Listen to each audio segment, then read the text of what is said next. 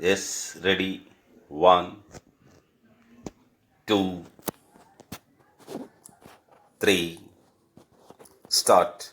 Addressing at the inaugural session of Delhi Sustainable Development Summit, Prime Minister said, I am very happy to be present here today in the midst of such a distinguished gathering on the occasion of the inaugural session of the Delhi Sustainable Development Summit 2013. I would particularly like to extend a very warm welcome to the numerous foreign dignitaries who have come to Delhi from all over the world to attend this event. Since 2001, the Delhi Sustainable Development Summit has evolved into a unique gathering in the global sustainable development calendar, attracting and providing a platform for some of the best minds and leaders from all over the world who have an abiding concern for protecting the fragile ecosystems of our planet. I congratulate the Energy and Resources Institute for this initiative and for their generous commitment to sustainable development. We in our India take due satisfaction in this development. Some 40 years ago, the then Prime Minister was one of the few leaders of the developing world to be present at the Stockholm Conference. Even then, she had made our commitment to environmental protection clear. But she had also pointed out that our challenge was ensuring development for all.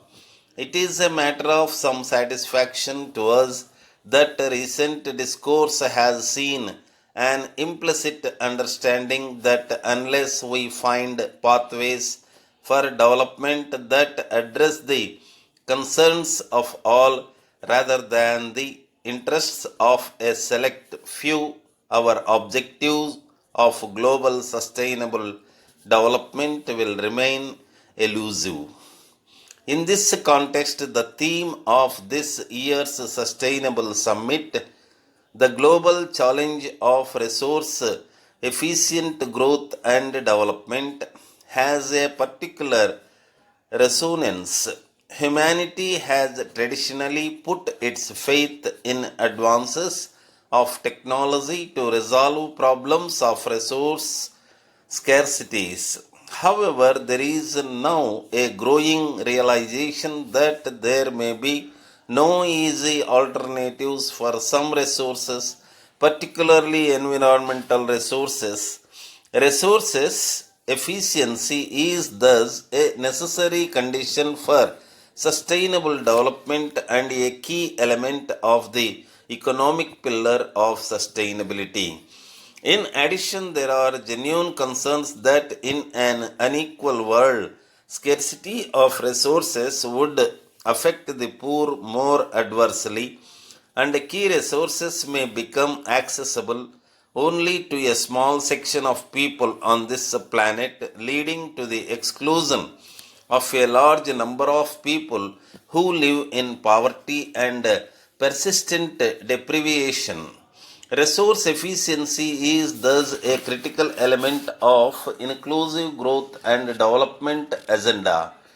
The challenge is to build good and efficient economies which will eradicate poverty and also ensure that the poor, already living on the margins of survival, are not made even more vulnerable as a part. We should enhance efforts to develop technologies that ensure efficiency gains which allow for more equitable distribution and use of these available resources.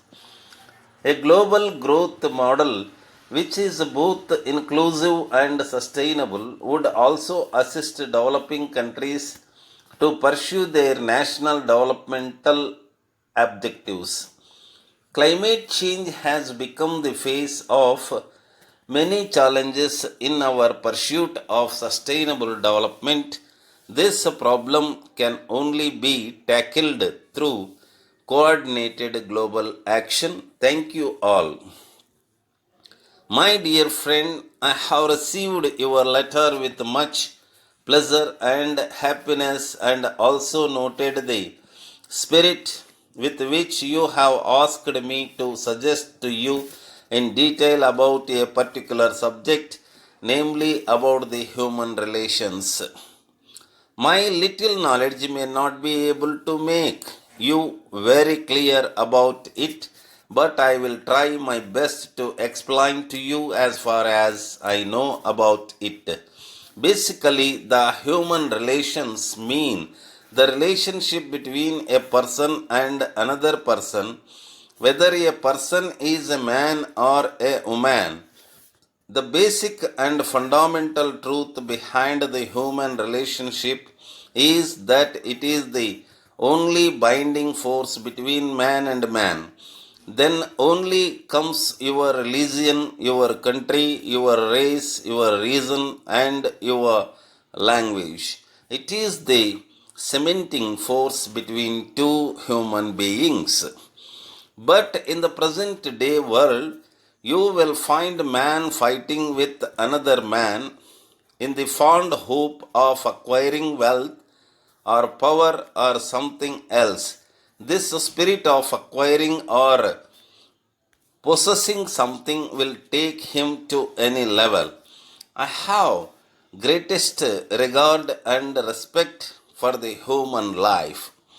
I present myself very clearly on this subject further in my next letter. Yours sincerely.